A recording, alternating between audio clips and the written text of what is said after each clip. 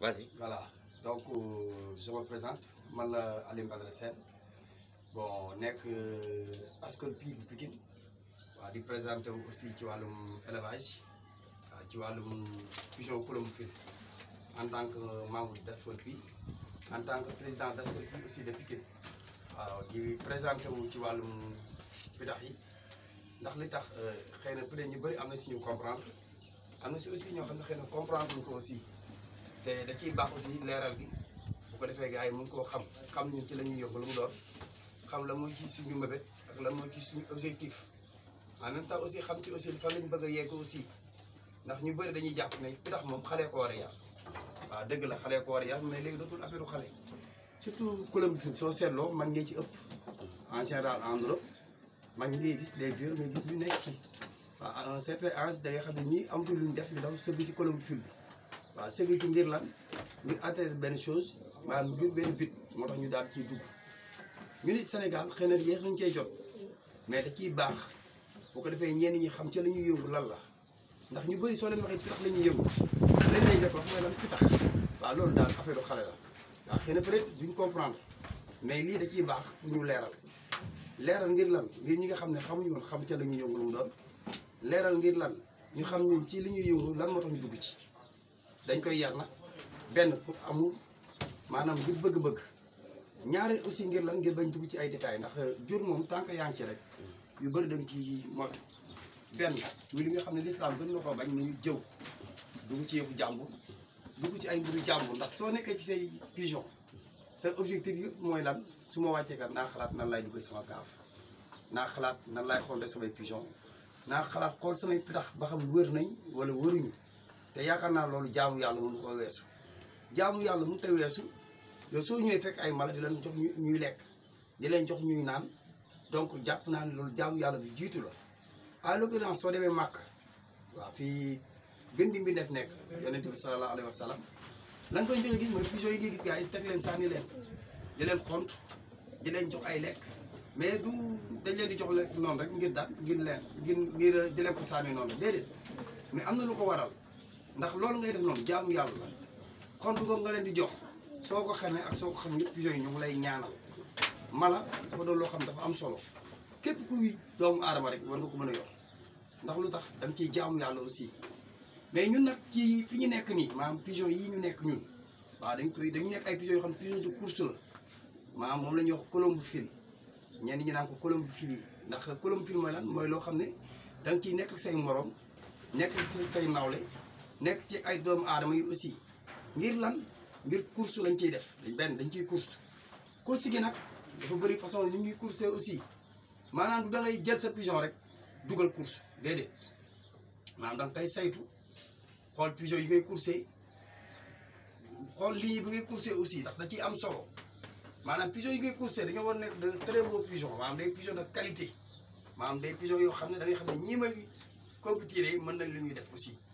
du lu ñuy tâtonner nag parce que élevage yu colombophiles du 1 plus 1 égale 2 maanaam damay jël pigeon yi rek ay voyageurs lañ rek dugal naa leen maa ngi sànni non du demee noonu su doon loolu doo sonn da ngay fekk pigeon rek jënd ko mais nag dafa am ay façon y a des types de pigeons yoo xam ne ñoom moom loolu aussi dafa am ay races pigeons yu ko mën yoo xam ne lii seen liggéey la man nag Ascol-Pire maay président bi yàlla suturaal na ma loolu aussi bon ndamoo ma ko tiitooroo ma ko bàkkoo ma ko aussi mais dañoo jël ndombo tànk bu rëy teg ko sama loxo dama kaay yow lañ jël jox la njiit muy suñu président de groupe waaw di ko sante yàlla aussi di ko sante aussi sama membre yi ma ko seqal aussi maanaam ñi nga xam ne ñoom laay yëngatool ci wàllu élevage en même temps ma nekk membre ci fédération mooy li nga xam ne moo ñu sañ ñun ñëpp mu ngi mel ne comme ni ma ko mën a misaalee ci mbir maanaam école boo xam da nga fay jàng bien vrai que maître nga fa mais du tey lu ngay nekk maître yëpp dina am directeur waaw colombophiles tamit noonu la demee FCS moo ñu tënk ñu ñëpp mooy fédération colombophiles sénégalaise ñooy soytu li nga xam ci wàllum jur yi la ndax boo dafa yaatu groupe yi dañuy bëri nag waaw Pikine day am groupe Guédiawaye am groupe Dakar am groupe Castor am groupe et cetera et cetera et cetera mais nag fédération ñun ñëpp mooy suñu kilifa man nag avant tout damay ñaanal waa fédération ndax tamit wax dëgg yàlla li ñuy wax rek kuy wàññi moom ci benn ngay commencé dañuy ñaanal waa fédération aussi li ñuy mébét maanaam di ko yéene yàlla nañ ci yàlla jàppale aussi di bëgg aussi comme ni ma koy waxee xam nga mbir bu mu mën a doon sport bu mu mën a doon rek foog mu am jàppale waaw di ñaax aussi ñi nga xam ne waa élevage ñoo yor ci wàllum jur yi wàllum élevage bi maanaam lu mel ne aussi ministre de l' élevage maanaam ñu jàppale ñu xam ne ay ndaw lañ aussi mais ay ndaw yu am gëm-gëm lañ ca la ñuy def ay ndaw yu bëgg la ñuy def lañ ndax tey su ma xaymaa tey suñu indiwoon suñu kër gi ibbi leen li ñu fa nekk ci ay doomu aadama ay xale ay mag ñoo xam ne ci pitax yi la ñuy yëngutu mënu ma la ko limal bëri nañ loolu lépp ngir lan ngir bëgg-bëgg la parce que li ñu naan loo bëgg rek mu sonal la mais loo bëggul aussi du la sonal donc dañuy ñaax aussi effectivement nu ma koy mën a waxee ministre de l' élevage mi nga xam ne moo saytu wàllum jur yi wàllum élevage aussi mu bàyyi xel ñi yar pigeon parce que ñu bëri dañuy jàpp ne pigeon rek non léegi soo seetloo affaire pigeon dafa yaatu yarkatu xar yéen ci yarkatu leneen ak leneen ñu ngi ci pigeon yi ndax lu tax day wéttali benn sa kaaf ñaar aussi dafa am beneen affaire bu muy def sa kaaf mais nag ñun li ñuy yëngu nii comme ni ma ko waxee rek maanaam wàllum colombifère bi dafa doon lu neex surtout yàlla moo dugg ci course yi ba yàlla suturaal la nga cey gis sa bopp di jël P wala di jël 2 vraiment nekk ci loo bi loolu amul boobu dafa neex surtout booy séentu maanaam nga taxaw ba mu yàgg ne tey nag sànni nañ Kaolack wala tey sànni nañ Tamba wala sànni nañ Ranérou dañuy sànni surtout day longue distance ay distance yu sori la ñuy sànni mais des fois nga jékki-jékki taxaw benn 2 heures de temps wala benn 3 heures de temps di xaar sa pigeon li ci gën a neex nga taxaw di séentu ba mu yàgg seen pigeon bi di naaw à hauteur di ñibbi si ci këram soo ko waxee ak soo ko waxul dafa nekk ci xol te loolu dafa sedd xol wallaay tey ñun en général suñuy séentu bu ñu doon benn nit maanaam da nga gis ay nit ñu bëri ñooy ñëw di séentoondoo lu mat ay 10 personnes wala ay 7 personnes ay 8 personnes bàyyi seen kaaf am yaakaar ci kenn si seen mbër ñëw de la ñun kat tey sa kër la ñuy séentoo du question ñàkk nañ pigeon yu séentoo di déedéet mais dañ laa yaakaar na tey kat compét bi di nga ci gis sa bopp den suñ ñëwee sa kër di séentu ba ngay am arrivé yow waxuma la yow gañe bi ngay gañe dootul neex nekk si sa gañe yow de mais seen gañe lay doon maanaam affaire bi day neex ci xol day sedd maanaam ndam li da ngay xam ne yaa ko gañe de mais ndamum ñëpp la waaw donc di ñaax éleveurs yi ñu jàpp ci liggéey bi Colombifère Sénégal dem ci kaw ca kanam waaw man Aliou Sène avant tout maa ngi baalu àq nii ci weeru koor gi waaw di leen baal di leen jéggal waaw wax ji bëri na gudd na aussi mais li ci jub rek ñu xam ne suñu borom la waaw lu ci dëgg la moo la dugal ci élevage yu pitax te xar na fi bëy na fi leneen na fi mais yaa ngi ci élève pitax yi loo dugal ci pitax yi voilà jërëjëf très bonne question waaw laaj nga ma question bu ma neex laaj nga ma question boo xam ne aussi dama ciy sawar a tontu ndax pitax yàlla daf ma defoon dama ko teeloon bëgg damaa nekk xale amoon sama benn xaritu njaago ñu koy wax Edouard Gomis yàlla def na mu nekk tukki na woon ba may commencé pitax ci ordinaire laa commencé woon boobu maa ngi am ay 8 ans ñu njëkk jënd pigeon caare yi njëkk jënd woon 300 francs temps yi pigeon yomboon naa sama papa day dem Louga su demee ñëw indi ñu saaku pigeon su ñëwee ñu yaasoo ko des fois yaa ma gën a xam nga rek affaire séeneen léegi yàlla suturaal ñu affection boobu nag di ma dugg bon ma am amour bi wax dëgg yàlla jënd pigeon ñëw ak sama waa ji Edouard mënu moon jaar suñu kër ndax jamono yooyu ñu bëri dañoo gàttal pigeon koo wax rek mun la pigeon baaxul ci kër day delloo pigeon ginnaaw day rey borom kër nangam ak nangam dugg na fii génn na fii vraiment te bëggoon naa ko nag mais comme dama doon xale te aussi instant bi mënul ma sama bopp am ay waajur nekk samay ginnaaw kilifa mënu moon def lu dul naxante ak ñoom yàgg na nag ma nekk ci du ma 10 ans ba am ay 12 ans ci pigeon yi ba léegi amaguma libération pour mën a yar sama kër ma toogal ba mu yàgg yàlla dimbali ma aussi Edouard tukki ma ne fi di yar ba mu yàgg ma jël sama benn waay bi ñu def Fallou maanaam Fallou Gueye sama boy la sama xarit maa ngi ko ñuy def passage waaw jël aussi pigeon yi indi ko ci këram ñuy yarandoo di yarandoo mais li ñuy wax rek naan waajur moom comme ni ma koy waxee toujours kenn du xëcc ak moom da ngay naxante ak moom rek ba yàlla defal la li nga bëgg ndax waajur dog la maanaam xeer la boo xam ne boo dalee ci kawam gaañ bu dalee sa kaw gaañ donc da ngay naxante rek mais ñëw sama papa di ko côtoyer di ko jege papa bàyyi ma yar mu ma déedéet pigeon baaxul ci kër nangam ak nangam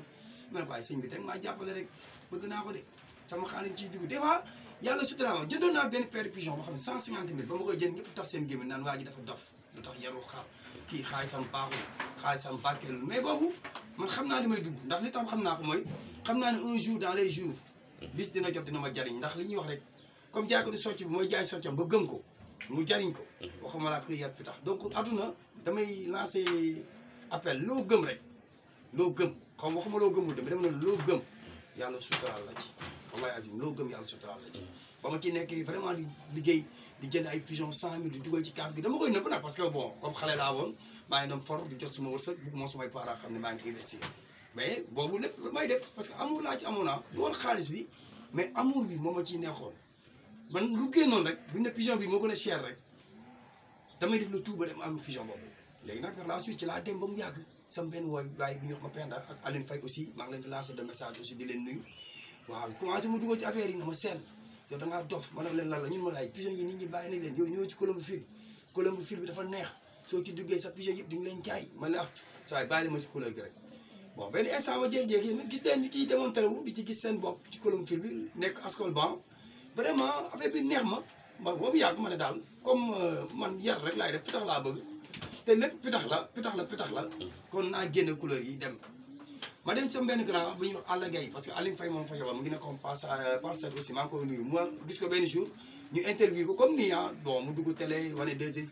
ñu interview ñu expliqué naan kii mooy El Gambi kii mooy Zena kii mooy def nii waa Grand Dakar xam nañ ko léegi nag jour boobu affaire bi dafa ma gën a frappé ma ne ah kon nag sama gars yi li ma doon wax dëgg la bon ci laa jëlee oto dem këram fekk ko mu dem daayira taaliba Cheikh la ndeysaan ñu waxtaan lu yàgg mu leen expliqué ma la ko pigeon li muy jaar mu wax ma prix yu cher nag waaw 75 50 80 xaw ma 100 wax ma ne ci waaye lii daal cher na boobu comprendre mo jeu bi man jàpp naa ne lii cher na parce que dama yaakaaroon ne pigeon voyageur yooyu façon yooyu du comme du couleur dama naan daal man jarul ma yéene du ma ko ci def parce que li ma doon xalaat tamit man dama doon xalaat business bi parce que boo demee bay yar dara war nga ci gis sa bopp man sama àdduna noonu laay doxee dama ne lépp looy yëngutu rek donc war nga ci sentir dara parce que mag buy naan ndox bu tàng suuxa saa tax lépp looy yëngutu war nga ci gis sa bopp man noonu laay fonctionner maanaam lu àndul ak dara man du ma ci dugg am sérieusement maanaam lépp lu may def dama ci am benn but maanaam dama naan lii may def fii laa ci bëgg a yegg man sama objectif àdduna noonu laa koy doxee bon ma dem dugg ci affaire yi ba mu yàgg ma gis Aline Faye contacté ko mu jox ma ay pigeon ma commencé ba mu yàgg paa bi ñëwaat paa bi ba léegi bàyyiwul mu ñëw ne ma ana pigeon yi ma ne ko pigeon yaa ngi fi mun ma dangaa dëgër bopp kenn pigeon yi xam nga jour boobu walaay añu ma affaire bi jàpp ma nag ma xaw a feebar ndax tellement amoon na amul pigeon yi quoi ma jël pigeon yi daal di koy génnewaat joxal ko fàllu affaire bi frappé ma bëgg naa mais xaw ma porte mooy jaare yàlla suturaal ma ndeysaan bi waaw di ko ñaanal paa bi tamit di ko ñaanal bépp jullit di ko ñaanal bépp doomu aadama yàlla na ne yàlla xëre àjjana ak weeru koor gi ma naxante moom di naxante ba paa bi yàlla dimbali mu bàyyi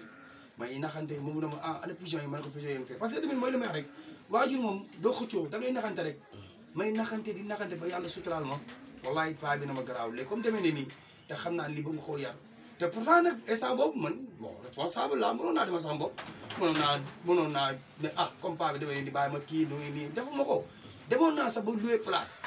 caaro yi di fay chaque weer 30 000 ndax pigeon yi pour war ne la man pigeon ni ma ko bëggee demoon naa ba loué ci place bi yooyu yëpp xawoon na ko mais dafa maa bàyyi ci biir parce que li olof Njaay naan xale day taxaw di gis mais mag day toog di gisee fi sori bon ba ma commencé di ñaan di ko invité di waxtaan ak ma paa bi rek sama xarit la woon parce que dama ko jege woon nag aussi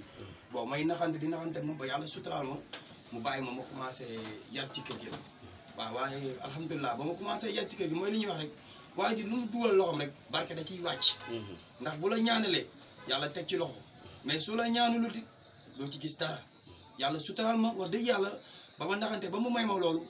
wax dëgg yàlla maa ngi ciy sant yàlla ci Colombe fii boobu ba léegi maa ngi ciy gis sama bopp ci côté yëpp waaw maa ngi ciy sant yàlla maa ngi ciy sant bu baax a baax waaw di ci sant bu wér waaw donc daal mbir mi daal di ci gàttal waaw nii daal la tënkoo daal. tey daal mel ni da nga sant ji woon tey da nga génnoon compétir boo ñu ci mënee wax dara. voilà merci waaw tey demoon nañ compétition parce que tey moom gars yi dañoo demoon Diourbel waaw ñu ngi demoon Diourbel ànd ak ay gars yu ànd yoon Nachi bi Diourbel waaw mais macha allah parce que pigeon yi gis naa leen temps bi ma leen waroon soxlaa temps bi ma leen waroon gis yàlla suturaal na ma gis naa leen ci parce que compétition moom dafa métti parce que kenn ku nekk da ngay yor sa kaaf xam nga yëfu benn nit yomb na mais yëfu mbooloo moom métti parce que suñu tëggee compétition fu ne la waaye di jógee te kenn du xam kenn ku ne li sa kaaf la ngay xam kenn ku ne li sa kaaf ngay xam mais dañuy allongé pigeon yi donc suñuy allongé dafa am autocollant yuy takkal pigeon yi kooku jury bi rek moo koy xam mooy ki nga xam ne moo yor wàllu pigeon yi maanaam su takkalee pigeon yi day am ay bague ay numéro matricule yi def ci pigeon yi dañuy ibbi benn groupe aussi groupe boo xam fa la ñuy constaté maanaam ku jàpp fa nga dugal sa pigeon waaw groupe bi suñ ko ibbee yow mënoo xam numéro base bi yow mënoo ko xam jury bi koy xam mais moom suñu allongé pigeon yi ba dem waaw dañuy tijji léegi suñu tijjee nag pigeon yi du question dañuy ñëw rek taxaw nga gagné de non non non aussi dañuy ñëw ba dugg sa kaaf nga jàpp pigeon bi génne numéro pigeon bi aussi joxe numéro bi daal di koy dugal ci groupe bi en même temps boo ko dugalee da ngay photo pigeon bi daal di koy dugal aussi ñu xam ne ah kii kat moo gagné tey waaw donc tey combat bi métti woon na nag parce que temps yi dafa tàng soo seetloo àll bi dafa tàng waaw donc Diourbel dafa tàngoon trop parce que ñu ngi lâché 7h10 mais yàlla suturaal nañu avant 9h10 pigeon yëpp ñëw nañu te alhamdulilah gis nañ ci suñu bopp daal waaw ñu ngi sant yow nga jàpp ne sa pitax ban heure la dugg ci kaaf waaw pigeon bi nag yàlla suturaal na ma parce que comme ni ma la ko waxee ñu ngi sànni 7h10 ah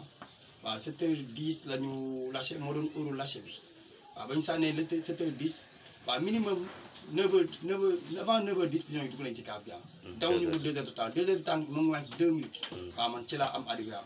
voilà ci laa am arrivé ci la sama arrivé doon ñëw. léegi koo xam ne nii duggagul ci Colombofile te bëgg cee dugg yow loo koy wax ak yow tamit sa jamono bi li nga yor ni ci sa loft sa prix ndax mën nañ ko xam wala loolu dañ koy dencal gars yi. waaw gars yi dañ ñëw rek xoolal seen bopp. waaw jërëjëf waaw laaj nga ma question bu ma neex nag aussi ah waaw man seen loft moom damay wax rek am ndongo laa buy jéem rek parce que kenn mënu laa te xamaguñu dara nag dañuy jàng rek parce que élevage moom mooy li may wax rek dictionnaire la ndax saa soo yeewoo rek yaa ngi tourné benn page yu dictionnaire waaw donc mënoo xam lépp waaw loolu aussi doo taxaw ne maay le meilleur parce que meilleur moom yàlla rek la waaw mais dañuy sabablu rek waaw mais toujours li may wax li ci ëpp solo mooy na nga am de très beaux pigeons maanaam des pigeons de qualité P ak bés nag loolu mbiri suñu borom la mais li ci ëpp solo waaw mooy fu nit ñi jàppee nga jàpp maanaam liste bu njëkk bi bu ci génn man loolu laay njëkk a wax léegi damay ñaax nag aussi mooy jeunes yi nga xam ñu ngi doog a dugg ci Colombofile gis nga élevage boo ci bëggee dugg bëgg ci am ndam bul nay benn ñaar bul bàyyi détail parce que souvent dama doon dégg sax benn grand bu baax aussi di ko wax naan élevage ñaari bi ci nekk muy en soirée suma xarit la aussi maa ngi koy nuyu de passage nee na éleveur bi 50 la pigeon bi 50 te loolu wax ju am solo la ndax tey jur lu mu baax suñ la ko joxee te toppatoo lu mu ci war toppatoo ko ci du la jariñ dara lu mu baax nag baax laa la wax du la jariñ dara donc yow da nga am part ci jur bi mooy côté hygiène bi côté toppatoo bi côté lekk yi côté garab yi li ci des it aussi mooy li ma wax rek ku amul nag amoo mais ku am bëgg na la jaral ndax ku bëgg akar da ngay ñeme kaani te ñaq du réer borom parce que mënoo jël sa alal imagine quoi nga jël benn 100 000 wala benn 80 000 wala benn 75 000 jëndee ko pigeon mais nga yaakaar ñaq googu di bokk nag ki nga xam daa jënd pigeon 2000 francs mais ñoo xam ne dëgg on se dit la vérité exception nag day am mais nag dafa am ñaq yoo xam ne yàlla du ko neenal parce que dañ naan ñaq du réer borom te mbir boo ci sonné rek yàlla moo lay fay man ba may dugg ci début Colombofile métti woon na sérieusement dama doon gis des fois du ma gis dama koy wax mu leer parce que nit aussi lu mu métti waxal dëgg ndax dëgg moom yàllaa ko moom tey ma gis suba du ma gis mais ba ma demee nag ba vraiment xam ne kat liggéey bi war naa ko améliorer war naa gën a yokkaat liggéey bi dama taxawaat defaraat sama kaaf defaraat sama Colombofile bu baax a baax defaraat sama toogaay pour lan parce que am na bit bu ma tax a jóg am na fu mu bëgg a yegg aussi waaw damay ñaax nag boo yi doog a dugg waaw na leen jaral duñ ko réccu man fii lu ne laa fi gañe xar ginaar saaku ceeb damay dugg ci groupe bi sax lancé ko bi gars yi di xaxataay naa ma tey lan la man leen tey puuj paaj la wala tey dama koy mbaxal ñuy ree naa ma seen looy wax nii man la ah yéen da ngeen di fontu parce que xamul tax investir boobu ngay investir du naax saay imagine quoi ñu teg compétition 75 000 wala 100 000 francs nga ne ko réalité ñu teg ceeb nga ne ko réalité wax ma la gañe bi ngay gañe mais ces pigeons yi ngay jaay rek après da nga ciy gis sa bopp ci côté yëpp parce que xamul tax kenn bëggul lu bon man ci sama xalaat kenn bëgg ko de te boo xasee bay course nekk ci course yi boo ko waxee boo ko waxul même boo amul doole bi sa xelam nekk ci naa dem jënd lu baax xëy na nag peut-être poche bi mën na faa bañ a nekk mais li may ñaax nit ñi daal mooy na leen jaral donc boo naree jël benn 10 000 francs di ko jëndee pigeon wala 20 000 je préfère nga denc sa xaar ba mu dajaloo nga dem jël sa xaar jënd pigeon bu baax man daal loolu laay conseillé xale yi. léegi pour jeexal xam naa ne après nga tàggatoo ci loolu yan race pigeon yow nga fi yor ci sa loft. waaw jërëjëf. waaw man nag comme ni ma koy waxee ah génétique bi ma fi yor mooy génétique Alla Gaye maa ngi koy nuyuwaat encore de passage parce que soo xoolee pigeon yi ko classé man année bu ma lay wax noonu ci pigeon yooyu daanaka sooy xool laa yor waaw ci laa yor pigeon yoo xam ne aussi pigeon yu dëgër bopp lañu ba pare doon ay pigeon yoo xam ne de haute qualité lañu waaw pigeon haut niveau lañu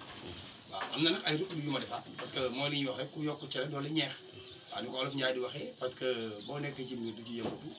di nga toll à un moment boo xam sa liggéey da nga koy améliorer parce que buñ lay tàccu na la yaay jàmbaar mais bu mu tax nga taxaw aussi parce que nit ñi heure bu ñu lay tàccu rek ñu ngi séentu yàlla ko bindee doomu aadama ñu ngi séentu ñoom di uti leneen léegi nag soo sëggee fekk ñu ngi lay tàccu nga sëgg yaakaar na yegg nga so ay da ngay naax saay parce que xam nga tax parce que mooy li may wax àdduna pas à pas la day dox tant que yaa ngi ciy nekk di gagné doo xam say erreur moo tax gagné garaaw loolu moo tax gagné day waar parce que sooy jàpp ne sooy yaa ngi gagné rek à un moment da nga yàq njaar muñ ñëpp te àdduna boo naakoo daago te boo daagoo ñu romb la am na ay pigeon yoo xam ne comme ni ma koy wax aussi sama copain kalaamu laa jox na ma ci am naa fi ay pigeon yoo xam ne aussi grand paj waa yu baax yu nekk Tëngéej maa ngi koy nuyu aussi parce que xam naa dina gis sama interview bi nekk nit ku baax ah nit ku am yéene aussi nekk ku dal ci man aussi nekk nit koo xam ne 100% la mun ma ko fay jox na ma ay paire aussi ah waaw di nuyu sama xarit sama genn wàll ma Penda Sarr Alioune Faye kooku moom ñooñu moom lu ji njaag ñoom ñooy njaagam voilà ñoom ñoo ma teg loxo bu baax a baax a baax macha allah. jaajëf tàggatoo. waaw tàggatoo di nuyu ñëpp te ñaanal ñëpp ci weeru koor waaw ndax weeru koor lañ ñu koor moom yaakaar naa loolu ci ñaan yàlla def quoi. donc maa ngi ñaanal jullit ñi ñu dul jullit ak di ñaanal doomu aadama yëpp waaw ku ne yaa xam li nga bëgg sa xool yàlla na la ko yàlla defal wasalaam. incha allah.